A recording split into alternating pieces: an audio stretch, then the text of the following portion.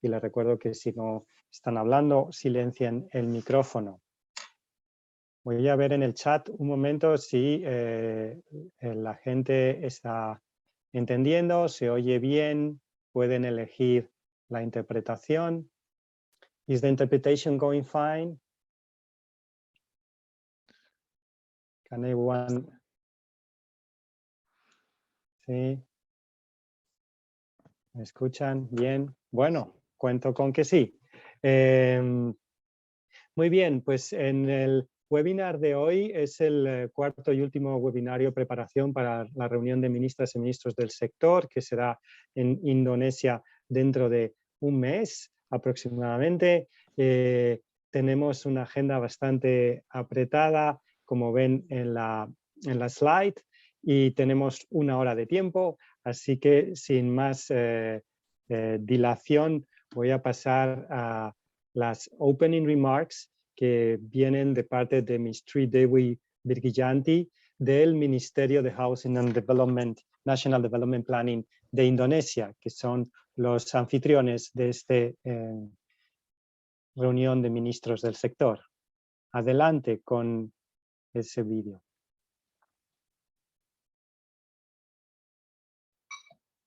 Ms. Katarina, the Advocate, the CEO of SWA, country representative, ladies and gentlemen, greeting from Indonesia.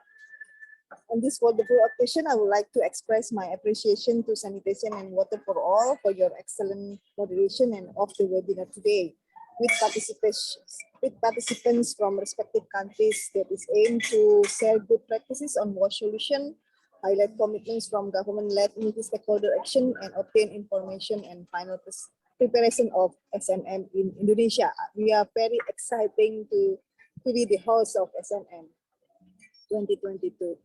My name is Dewi Virgijanti, the Director of Housing, as the moderator said, and SWA has given me this opportunity to meet with you all and appraise the sector minister meeting preparation progress up to this day. I'm happy to be here with you today and very excited. In the spirit of and with the commitment to achieve the SDG goals, I'm delighted to announce that the SMM preparation is progressing constructively and involve all partners that have been working closely to keep pushing it forward. And thank you to SWA that has worked with us together with UNICEF and other partners to make the progress so far. The SWA team has visited to Indonesia visited us on the 7th and to 9 March, has helped us to make several key steps to accelerate the preparatory process. And we are expecting the visit of you, Katarina, the Albuquerque, next week in the final preparatory mission from SWA. We hope that we can meet all the necessary stakeholders in Indonesia for this final step. After careful consideration, we have decided the location of the SMM is in Jakarta, specifically in Swiss Hotel Pantai Indah Kapuk. It's a coastal area in North Jakarta, based on several preparatory visits. We are happy to inform all of you that the event organizer that will handle the SMM operation has been on board and are rigorously preparing the event as we speak. In early March, 358 SMM VIP invitation that were signed together by our minister, CEO of SWA, and Executive Director of UNICEF have been sent out. And I'm pleased to announce that as of now, more than 65 ministers, I think it's almost 70, if I'm not mistaken, yes, Italy, have confirmed their attendance in SMM. Optimistically, we are expecting 80 to 100 ministers to confirm in the following weeks, and we hope that nothing hinder them to really come to Indonesia. So to prepare for the participants' arrival, we have worked closely with the airport authority, the Ministry of Foreign Affairs, and Ministry of Law to settle issues related to visa issuance and the immigration process. We are now setting up event arrangement that will include the participant arrival process and the health protocols that will be applied during the event. And on the 23rd of March, the President of Indonesia has announced that the quarantine regulation for foreigners has been lifted. So it's a good news for all of us. Distinguished guests, ladies and gentlemen, in SMM 2022, we are also preparing the involvement of several key actors that play a significant role in accelerating the safely managed water sanitation and hygiene access in Indonesia. We are expecting our president will give the SMM opening speech, followed by involvement of the Minister of National Development Plan, Minister of Health, Minister of Public Works and Housing, Minister of Finance, and Minister of Environment and Forestry in the plenary session, as well as in the ministerial dialogues. On the technical level, other ministries have given us their enormous support to develop the guidance document and arrangement to conduct the international events. From what we experienced discussing with other line ministries and national stakeholders, we found that the enthusiasm for the SMM far exceed our expectations. So many our stakeholders, national stakeholders especially, very excited as well to see the SMM going to be successful. Line ministry and stakeholders are all ready to contribute in ensuring the success of SMM. Ministers that are involved in the SMM are still waiting for the confirmation for their attendance for the plenary and ministerial dialogues. Their attendance are crucial, and we hope because of our constant coordination in preparing SMM, we could secure all the minister attendance. We are very optimistic about this. With that being said, the Indonesian government would like to again thank SWA for the opportunity and their assistance in preparing the SMM. With all the hard work we have put in this event, we believe that the SMM 2022 will be a success in building a better future for WASH sector locally as well as globally.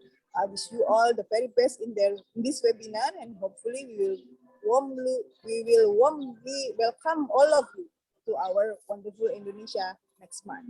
Thank you very much.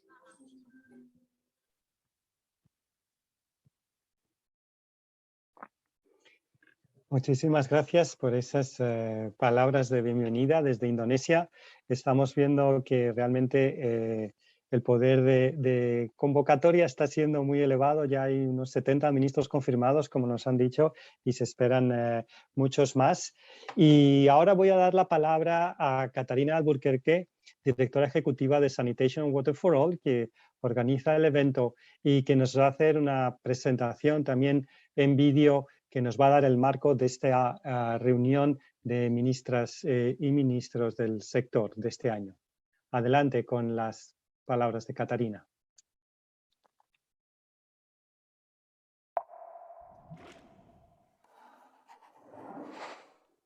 Dear partners, in less than a month we will be gathering in Jakarta for the 2022 Sector Ministers Meeting. We are in the final stages of preparation in the Secretariat, and we know that many of you are also working hard to prepare your ministers for this important event. So far we already have over 70 ministers confirmed from over 40 countries. Half of these are directly responsible for water, sanitation and hygiene, and the other half include ministers of the environment, health and the economy. We have been working in partnership with the government of Indonesia since 2019 to organize this meeting, and in that time our world has changed dramatically. We continue to navigate the uncertainty that has been imposed upon us by the COVID pandemic, while at the same time we are witnessing the dramatic effects of climate change across the world. These realities have been central in our minds as we have put in place all the elements of this meeting. We asked ourselves, and we talk with many of you, what is keeping decision makers awake at night? Where are the trigger points which can catalyze greater progress towards universal access to water and sanitation? How can we do more to ensure that we reach those furthest behind? And what does effective accountability look like in this context? Building forward better for recovery and resilience, the theme of the meeting is directed towards answering these questions with a focus on the intertwined climate, health and economic crisis and the crucial role that water, sanitation and hygiene must play in building resilient communities and achieving sustainable development. Water and sanitation are at the heart of preventive action to reduce the impact of health threats, as well as central to building resilient communities that are equipped to adapt to climate change. We also know that investing in water and sanitation reaps economic gains which are critical to overall development. To make progress in these areas, both institutional and political collaboration are required at the outset to ensure that technical action needed is supported with the political backing to get it done. We have before us a golden opportunity. For the first time, we are using the Sector Ministers Meeting to bring together ministers of water, sanitation and hygiene with their counterparts, as I said, responsible for climate, environment, health and the economy. This international platform will foster discussion and strategizing to strengthen collaboration among these sectors and result in more integrated policies that better respond to people's needs and uphold their human rights. We know from experience that generating greater political will and engaging high-level champions for the sector improves governance and efficiency, leading to greater financial flows, which are critical to success. High-level political leadership can energize political determination for action, which is vital to ensure that all sectors understand the need to improve water, sanitation and hygiene and the shift in financial support needed to make that action happen. Although the physical meeting starts on the 18th and ends on the 19th of May, the SMM actually commenced last year when you started your preparatory processes. Similarly, the Sector Ministers Meeting will not end on the 19th of May, but the messages will carry over into the discussions for COP27, but also for the UN Water Meeting next year. Dear friends and partners, we have less than a month to go until this important global gathering. I urge you to make the most of this time to engage even more deeply in our country preparatory process, to support your minister's preparation, to make sure your minister attends if they have not yet confirmed, to review old commitments, table new ones. We have an opportunity, and a unique opportunity before us. We urge you to seize it. Looking forward to seeing you all in Jakarta.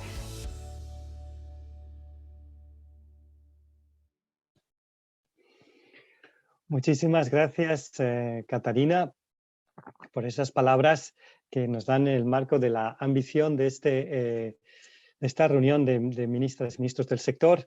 Y ahora voy a pasar la palabra a Leslie Porris, que es coordinadora del Global Water Leadership Program del Global Water Partnership, para que nos explique el programa concreto de esta reunión de ministras y ministros que sucede dentro de un mes. Adelante, Leslie.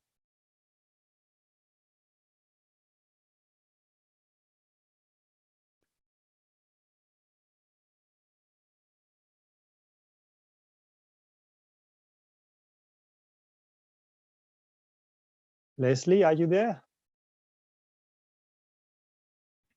I'm sorry, I forgot to unmute. Good. You'd think I'd be an expert at this point. Thank you for that. Thank you, everyone. It's a pleasure to be speaking with you. I speak in my capacity as the co-chair for SWA's High-Level Dialogue Policy Working Group, which spearheaded the content development for the agenda. But I want to share, most importantly, that the agenda that I'm about to share with you was co-developed across a number of you who are on this call and many of you who weren't. A large task team from different parts of SWA's membership came together, divided into groups, and worked very, very, very closely to put this together. So if we could move on to the next slide, I'll start sharing the agenda. So as was explained already by Katarina on her video message to us, the event is 2 full days. The first one is Wednesday, May 18th, and we will be welcomed by hopefully the President of Indonesia, and we will have an opening high-level plenary. From there, we will really move into the content-oriented moments of this of the event, and we'll start with a focus on leadership and what role can leadership play in really bringing together these different sectors. And I want to say we thought very carefully about developing topics that applied to all of the different actors that matter to us, right? The WASH community, of course, but also health, environment, climate, topics that matter to everybody and could really bring all of these different groups together. So the first plenary will really be about the role of political leadership and how we can champion how all of these different components of water should be working together and elevated for development in a given country. A plenary session will really be sort of the high-level focus with broad thoughts and discussions, and then we move into ministerial dialogues, which will be similar to breakout rooms where ministers will be seated at a table and have the opportunity to really discuss intimately, deeply with each other these topics. So let's move on to the next slide. So we move from the first focus on leadership, we move into a two-part conversation. The next one on the plenary is governance and finance, and what we can really do from a governance and financial standpoint to really bring forward the recovery and promote long-term resilience. The next dialogue will be specifically focused on the governance aspect. And we can move on to the next slide. Oh, I guess actually, I'm sorry, go back, yes. I should have also highlighted, we'll have different moments to really highlight the commitments. On day one, it's the commitments that have already been taken in the past by different countries, and they will be able to demonstrate, since making their commitment, the progress that has been made against that commitment until now. And countries, if you know of any very good commitments, you can also let us know, because we haven't confirmed exactly which all the commitments yet have been showcased, but there are so many. It's an exciting decision and choice. And we will close that day with a reception, of course. And now, if we could move forward to day two. So day two, we will also open with a focus on these commitments. And on day two, we're looking to the future on what new commitments can be made, especially commitments that look forward, just as Katarina was mentioning, to the finance ministers meeting next year, but also to COP of this year, and also to the UN Water Conference for 2023. So this is a really great opportunity if your country hasn't made a commitment yet, to really think about what kind of commitment they could make and really follow through on and be able to share it at one of these upcoming global events. So as a note. So after this, the new commitments, we will move into the ministerial dialogue 3 that carries us, that will carry over from the previous day, focusing on finance. All of us have the best ideas, but unless we can find the ways to pay for them, they stay ideas. So we have to really focus on what can we do differently to find the right and new sources of finance.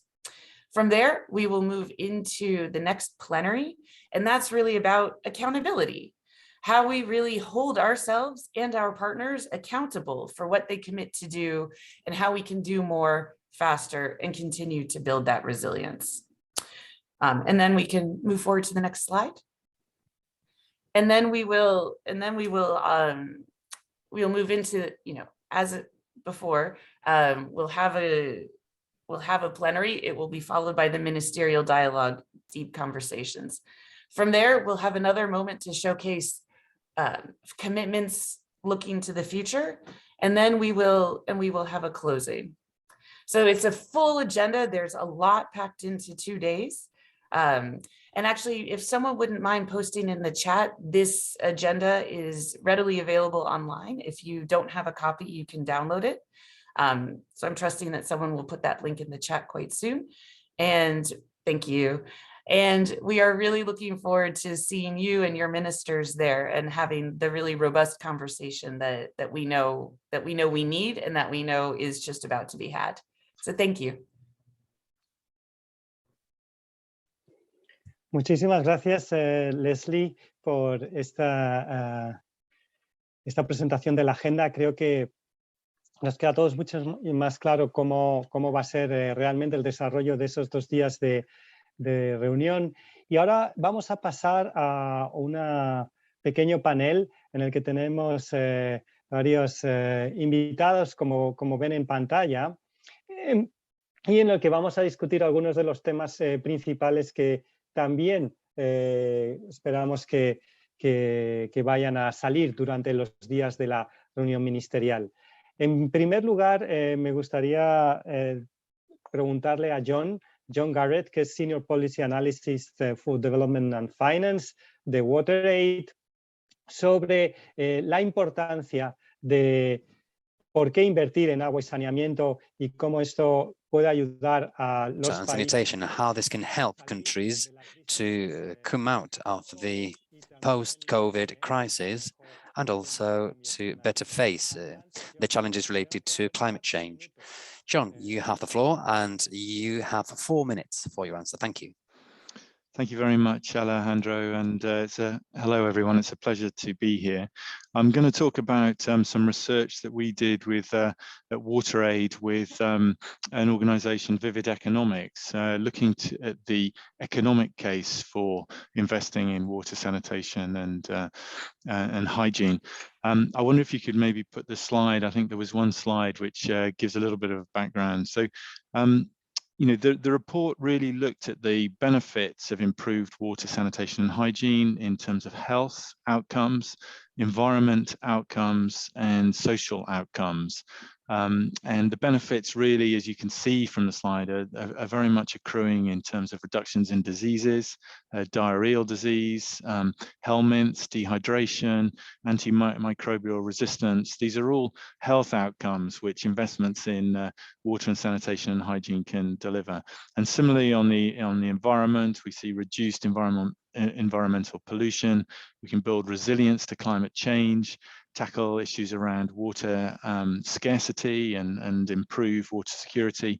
And in social terms, we know that investments in water and sanitation can reduce the time that's spent for individuals, particularly women and girls, in terms of traveling and waiting for water, improves facilities for menstrual hygiene, and gives opportunities for increased educational attainment, as well as economic opportunities. So all of these outcomes in terms of health, environment and social can feed into economic growth and sustainable development.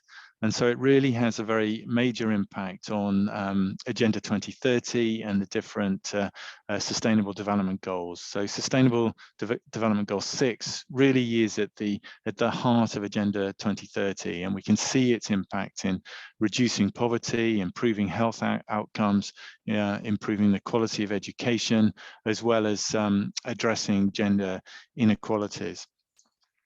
So what we did with this research was that we built on the work, the important work that UNICEF and the World Bank have done in looking at costs and benefits.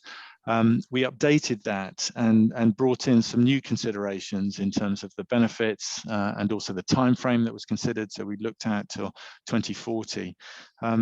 The results essentially showed that all investments, whether it's in basic water, basic sanitation, hygiene, or safely managed water and sanitation, if it's climate resilient, all of these represent positive benefit cost ratios. And indeed, we found that, for example, safely managed sanitation will deliver net benefits of $88 billion a year, all the way through to 2040. So taken together, investments in WASH are going to unlock trillions of dollars of benefits over the coming 2 decades. And so these are the messages really we were very keen to bring home to, in particular, those who are thinking about the economic dimensions. And obviously with the spring meetings of the World Bank and the IMF and the meetings of finance ministers, making the case for investment in WASH really at being at the heart of economic recovery is what this research seeks to do. And so essentially we're showing that that investments in basic and safely managed water and sanitation and hygiene, they provide critical and long-lasting health and economic benefits multiple times the cost of investment. Investment in water and sanitation infrastructure meets the criteria for a strong economic stimulus investment and enables a durable climate resilient recovery from COVID-19 and economic recession. And in addition to that, it builds health resilience. And so it's an essential component of pandemic response, but also to prepare countries from and make them more resilient to future pandemics and future shocks. So we've called in the report mission critical. We've called on governments, international organizations, donors and businesses to really lead the way in increasing investment in water, sanitation and hygiene infrastructure. And that these investments are essential public health response to COVID-19, but also mission critical in terms of the stimulus for economic recovery. And we've also really emphasized that the types of investments can address some of the shortfalls in different sectors. So in the health sector, for example, UNICEF and WHO have done some very good work in identifying the absence or the cost for investing in water and sanitation in healthcare facilities at 9.6 billion. So these are the kinds of investments which can really support a healthy and green economic recovery from the current crisis, which Katerina highlighted at the beginning of the meeting. So I'll finish there and hand back to you, Alejandro. Thank you. Muchísimas gracias, John. Creo que, Thank you, John. I think you have given us a very good account of why we should invest in WASH. I think this is really important when it comes to trying to convince governments. I'm not sure whether this document, Mission Critical, is already published and available. Maybe you can share it through the chat so our colleagues and dear friends can download it.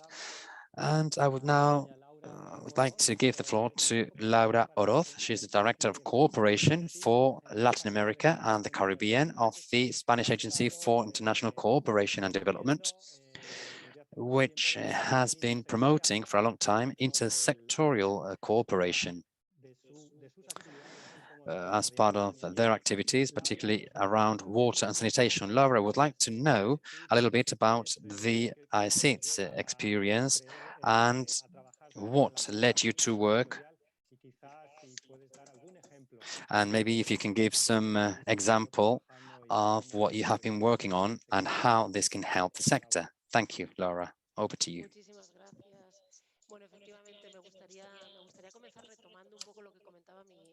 Well,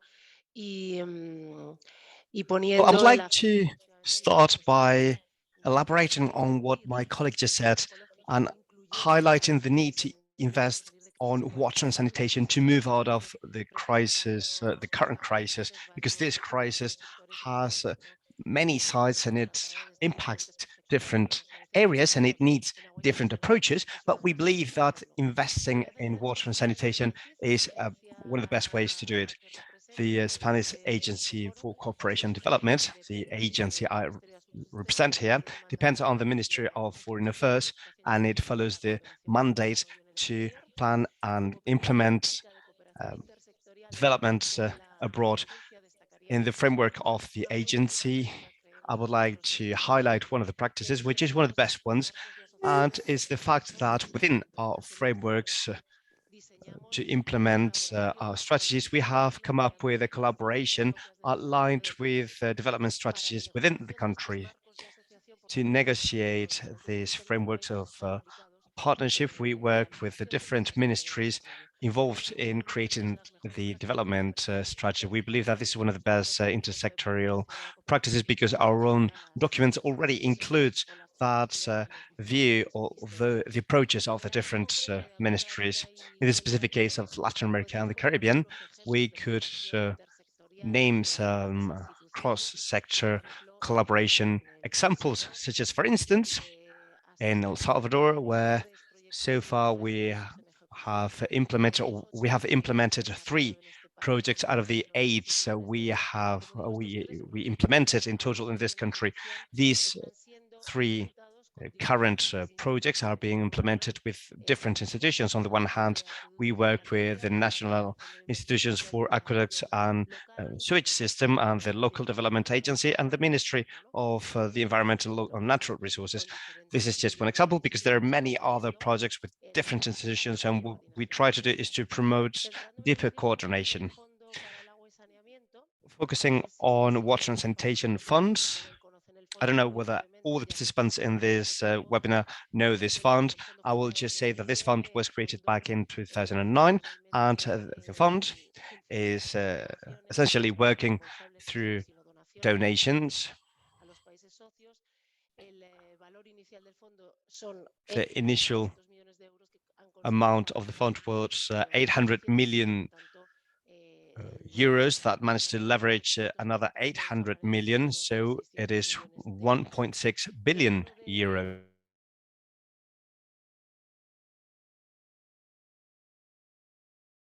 And European cooperation funds, 120 million, and 700 million if we include other partners' credits. So the overall amount since 2000 amount in Latin America, the Caribbean is 2.3 billion euros. These programs relate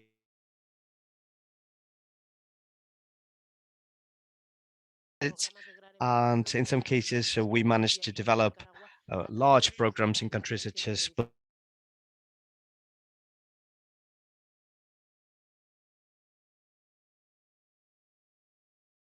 to relate very closely to the finance ministries in the beneficiary or recipient countries.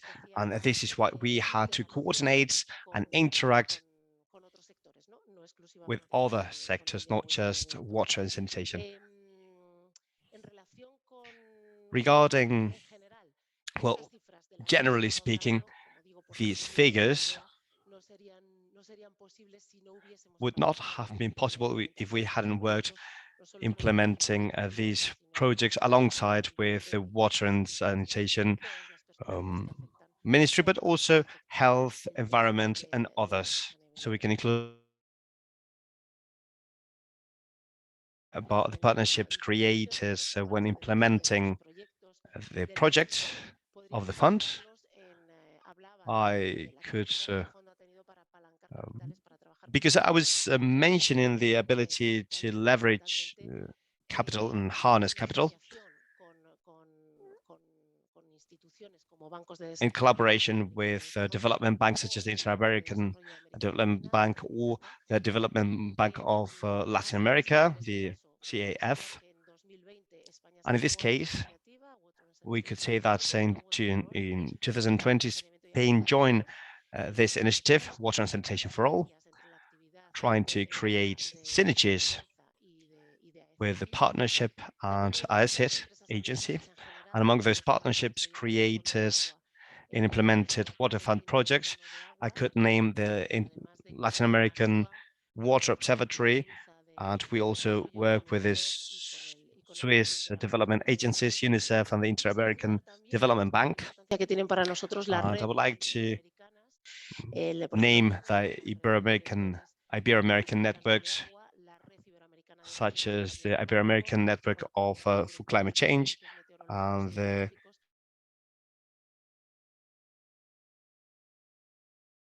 only promote the work of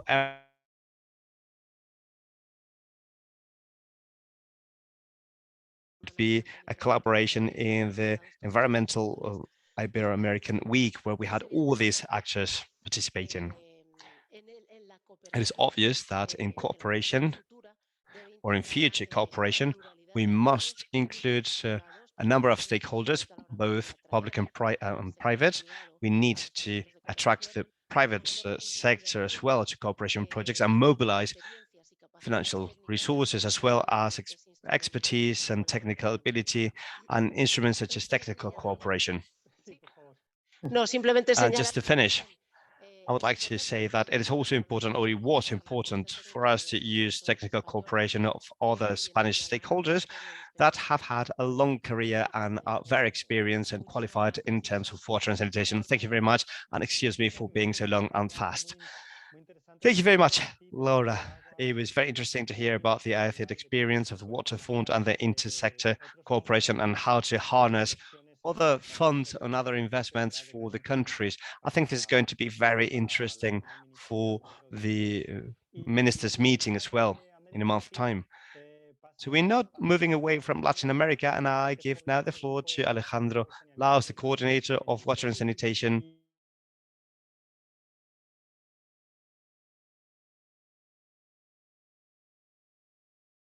Intersector activities regarding water and climate, and I would like to know the lessons learned he would like to share with the others when it comes to working with stakeholders from different sectors, different priorities, and different sensitivities as well. Go ahead, Alejandro.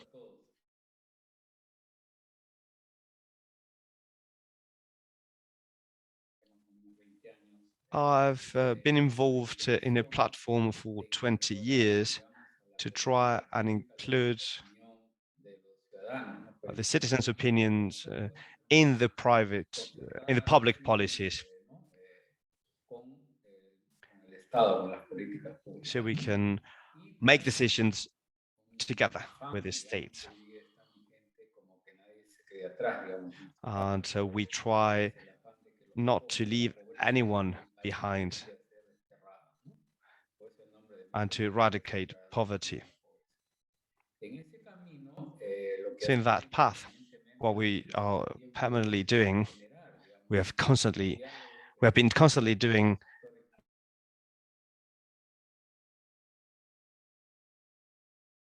public stakeholders and the different civil society stakeholders, including social groups,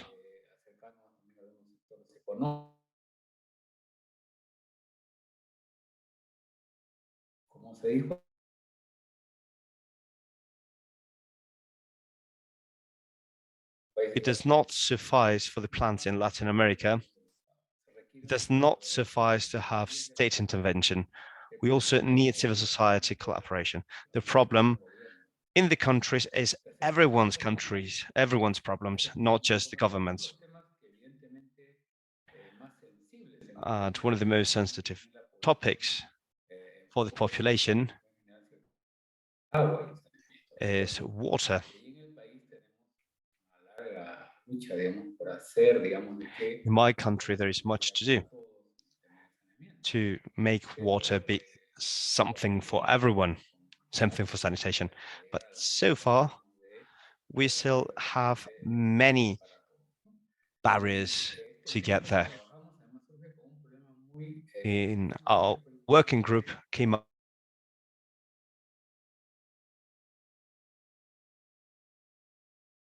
we have big divides in a country. About 20–30% of the population in my country does not have water, and half of the rural population in my country can't have proper access to sanitation.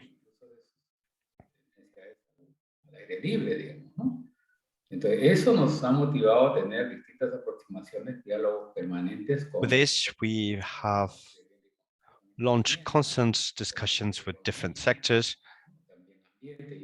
and ministries, such as the Ministry of the Economy and the Environment, among others, to reach some agreements and come up with some proposals. With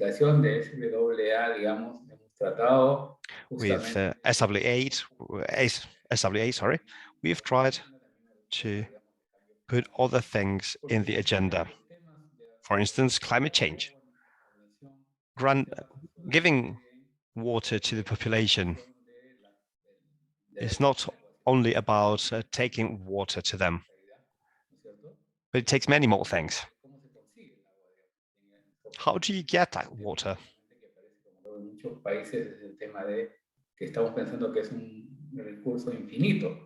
We tend to think that water is endless, it's an infinite resource. Con ocupación de terrenos que son naturalmente para generar, digamos, but it is obviously not. And it comes along with many other problems such as land grabbing and pollution.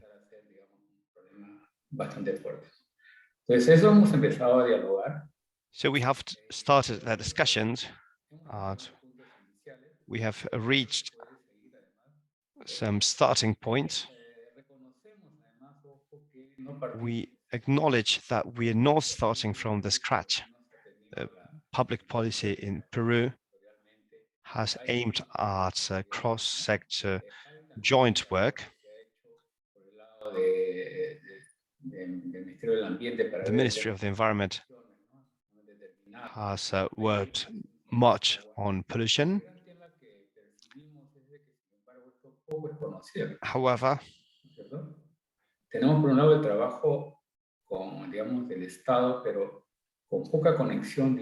the state is not well linked or connected to the civil society. And this is something we need to tackle. We have learned that much of the feasibility of public involvement and engagement. And they can't be involved, at least they have to keep an eye on what the government is doing at every level, at a local level, and also at a state level. Thank you very much, Alejandro. If you have a final topic, please go ahead with it. Just two more things. One thing is trust. Trust enabled us to keep the ongoing debate and continuity.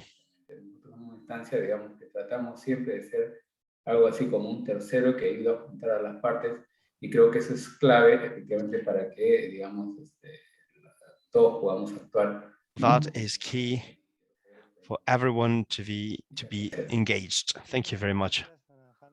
Thank you very much, Alejandro. I think it's very important to underline that connection. In order for public policies to be of any use, it needs to be related to civil society, citizens, and many stakeholders. And it's important what you said about trust and continuity over time, and independence as well. That's also an important thing. So thank you very much for your comments. I would like to give the floor now to the next speaker, Ms. Doris Bach. She is the Environmental Director of the Environmental Health and Sanitation Director at the Ministry of Health in Sierra Leone. I would like to ask her about the multi-stakeholder platforms and specifically about the way they're using the mutual accountability mechanism proposed by SWA. Go ahead, Ms. Doris. Good afternoon from my end, Sierra Leone. I don't know if you're hearing me. Are you all hearing me? Are you hearing me? Okay, good afternoon, everyone. As Alex already introduced me, I'm Doris Ba, the Director for Environmental Health and Sanitation. I'm also the SWA focal point and also the SWA Chair for Multi-Stakeholder Coordination Platform. In talking about how we are able to use the mutual accountability mechanism framework, for us in Sierra Leone, we actually use the platform, that is a multi-stakeholder coordination platform, to work on the mutual accountability framework, which I want to summarize as MAM. So what we did, or let me start by informing you that the multi-stakeholder platform actually comprised so far of 40 members. And these 40 members include the civil society, line ministries, that is the water resources, education, Ministry of Planning, Ministry of Health. And then we have the UN agencies, that is the NGOs. We also have the INGOs. So with the private sector. So these are actually a composition of what the multi-stakeholder platform is all about. The only thing that is missing for now, we don't have the learning institution. So for us, what we did, we used this platform to actually discuss or work on the mutual accountability mechanism. So we normally, when we have meetings for the multi-stakeholder coordination platform, it is normally supported by partners. We have had series of meetings which partners supporting, hosting these meetings, that is hiring the hall and providing refreshments for members who come to the meeting. So for this particular meeting which we had, it was supported by UNICEF. And in the meeting, what we did, we have the WASH program manager who actually did a presentation, a PowerPoint presentation, and gave an overview of what SWA is all about, the key 3 objectives of SWA, the priorities of SWA, and also how to mention about the MAM framework. He gave an overview. We explained what the MAM framework was all about. That is mutual accountability mechanism. And after that, he was able to questions and answers came up, clarifications were made for actually partners to understand what really the MAM was all about. And then after that, we divided the partners into 3 different groups. And in the groups, they were in 4 groups. And in the groups, they were able to discuss each of the thematic areas. For Sierra Leone, we had to come up with 8 commitments, which is talking about each of the ministries or the sectors had commitments. The government ministry had commitments, the civil society had commitments, and then we had commitments from also the civil society and other sectors, the NGOs. So we had to divide people into various groups, 4 groups, to talk about these various commitments. And after these commitments, presentations were made. They came back into the plenary. People presented what they had, and questions came up. One interesting thing which was part of this meeting was that we found out that maybe in the initial stage, it was like people did not understand what really tasks they were asked to do. So while they were presenting, we were there giving guidance as to what really we were focusing on. And we learned a lot of lessons within the session because, one, it was very participatory. So many people were able to actually give in their input to areas which we saw were actually not too clear. We also were able to address synergies that were actually exhibited across all the participants, because having various sectors coming together from various institutions, we were able to learn what really was going on. And the mutual accountability mechanism helped us to even learn. It was an eye-opener. It was a learning moment, because some things that were missing from other partners, for example, open defecation status, which people did not know, they were able to learn. We also learned from the private sector involvement. They have been doing their only little bits in the corner, but because we were not together, it became challenging. So when they also attended the meeting, they were also be able to learn from the government ministry what was going on in terms of scaling up WASH in the country. And again, one great lesson we learned was it had the country ownership, because bringing everybody together, giving the ideas on commitment, you see the arguments going on. Somebody will say, no, that's not it. Especially in the percentage, the ranging 50% to 100%. We say, no, why can't we give ourselves 50%? No, why can't we give ourselves, so that argument came up, which was very interesting, and people were able to learn.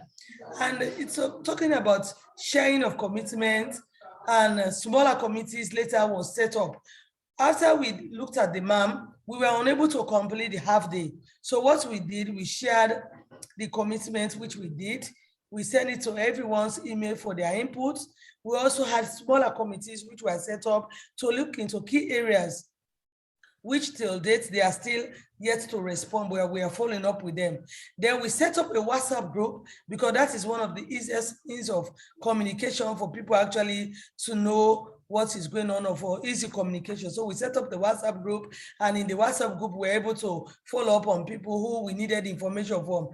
It was not enough. We followed up. We made follow-up visits to key areas or for key commitments, which we needed partners to get involved. And for us, we see the MAM as a very workable tool. We see it as helping us to track our progress, and also to see how we can move on in addressing those issues or areas of challenge in moving forward. So, so far, if there are questions, I'm ready to explain and to respond to, but actually using the MAM and through the multi-stakeholder coordination platform, we saw it as a very good, useful tool, and we saw the forum, working with that forum as a very good, formidable forum to actually address the mutual accountability mechanism.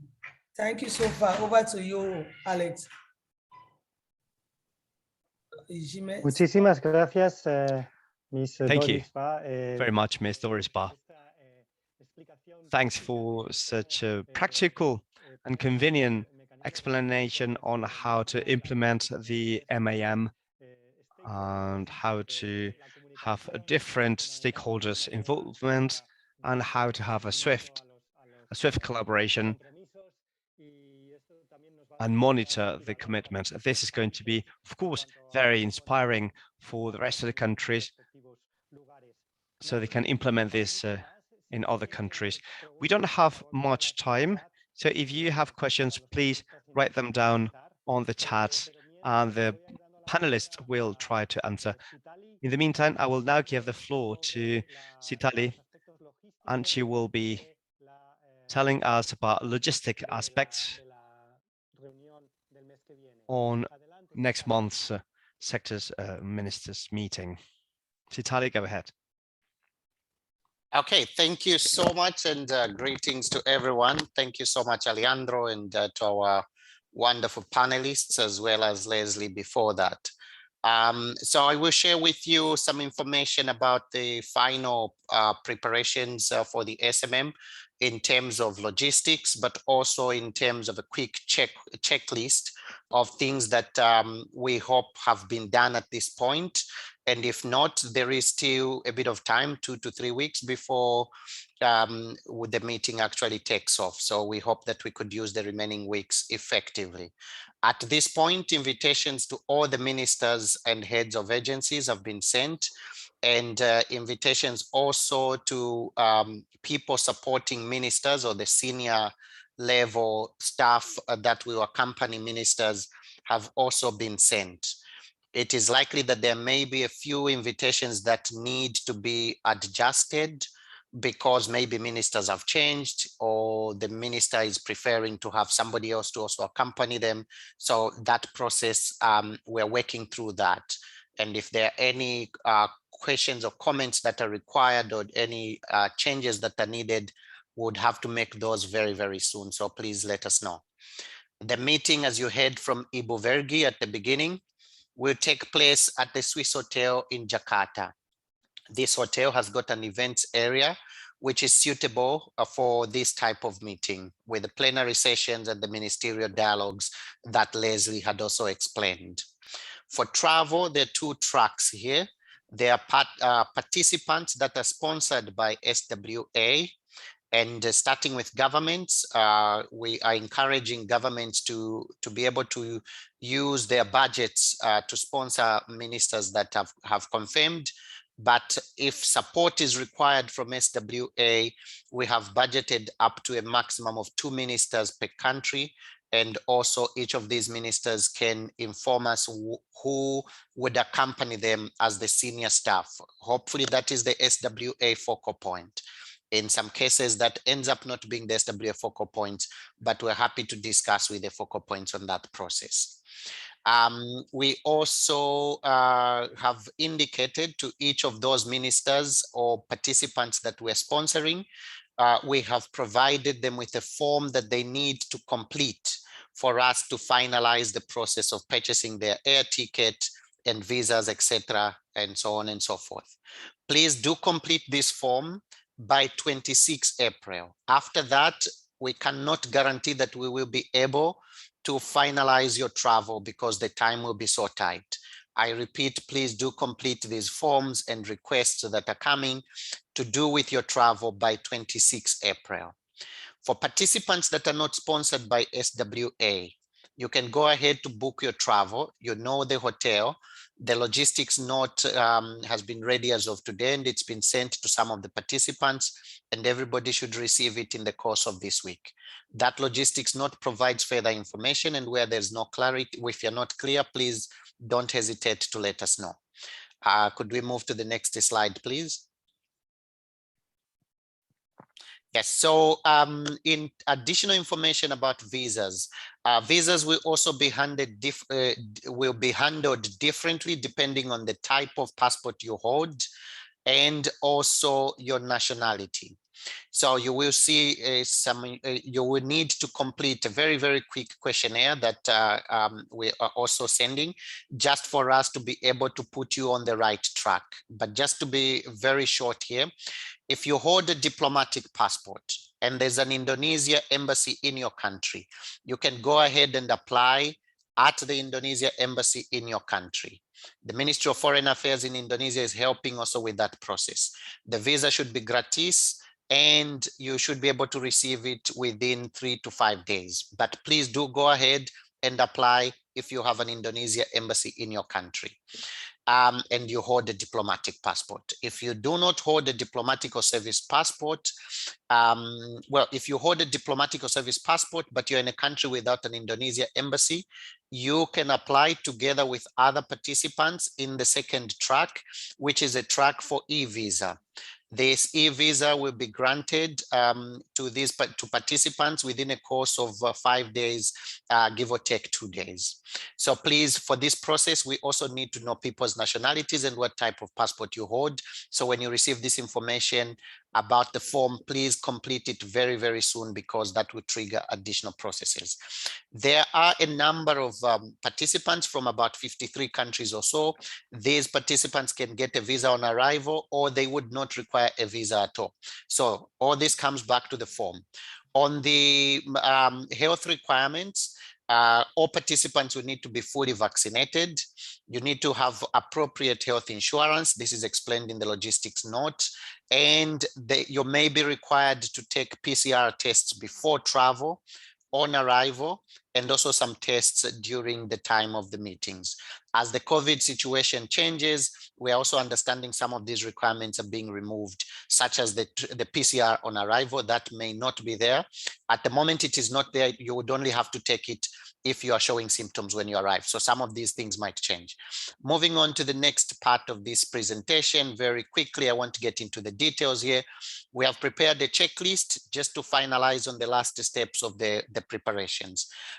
So if you haven't received the checklist, check with the regional coordinator or your constituency lead, and they will provide you this checklist.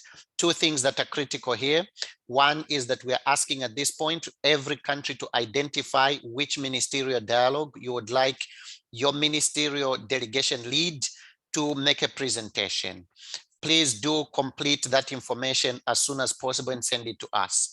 The second piece of information that's also very critical is the country overview. This is the document that you will give to your minister to come to the meeting to help them understand the meeting and engage with the content that will be there. But we do need to receive this information as well. We need to give it to facilitators. We need to put this document on the website. Do share it with us ahead of the meeting. And we are asking that this be shared this week and next week, especially if you would like it to be on the website. In the interest of time, let me end here, Alejandro, and thank you so much to everybody. Thanks. Muchas gracias, Sitali. Thank you very much, Sitali.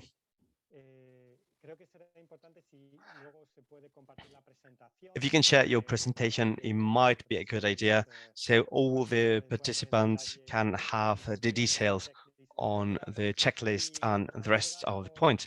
And since we are getting to the end of the meeting, I'm going to give the floor to Sylvia Gaia. She's a WASH and Climate Regional Advisor for East Asia and Pacific for UNICEF. Sylvia, go ahead. Thank you, Alejandro.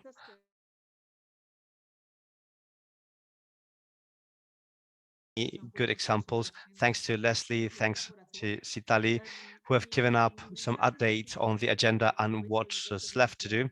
And I just wanted to convey that many ministers from 40 different countries have confirmed. But the different thing about this meeting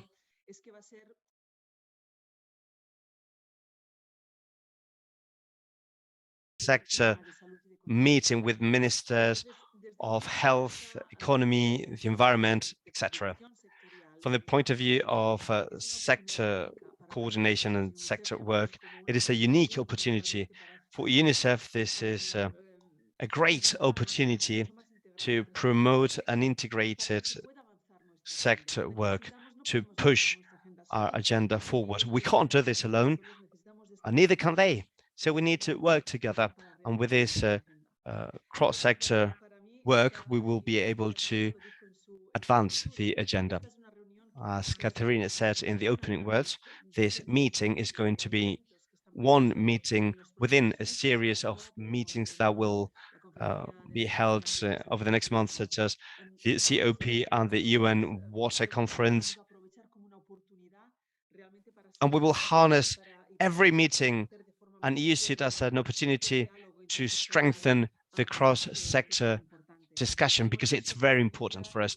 We've seen that the agenda is very complete. We're going to speak about leadership, governability, finance, resilience, responsibility framework, and the countries will have the opportunity to present their commitment. You've seen through the panelists how the countries and associations are getting ready for this.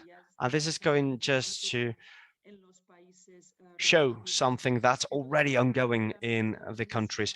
For UNICEF, this is a key meeting. It's unique, and we are working very tightly, very closely with every sector. We need to push, we need to move on with the agenda together, because they are all interrelated and they all have an impact on the well-being of communities and populations, children. I hope you can use this strategically, and I hope you can lead the discussions to get the ministers ready in their interventions, in the presentations, and in their commitments. And let's harness this meeting so the commitments and the key action points are oriented to advance the agenda in the most efficient way. So thank you very much for your participation. See you in Indonesia very soon, in a few weeks. And thank you, Alejandro. Thank you, Sylvia. Gracias a SWA Sanitation Water. Thanks to SWA Sanitation Water for All for having organized this webinar. Thanks to the speakers and moderators for all the information. This webinar is recorded in several languages. And if you need more information regarding logistics, travel, and any other point, you can write to your regional focal point. They're all listed here on the screen. And like Sylvia said before, we hope to see you in Indonesia in a few weeks. And we hope we all have a very successful meeting to make the best for water and sanitation, so we can bridge the divide and bridge the gap. Thank you.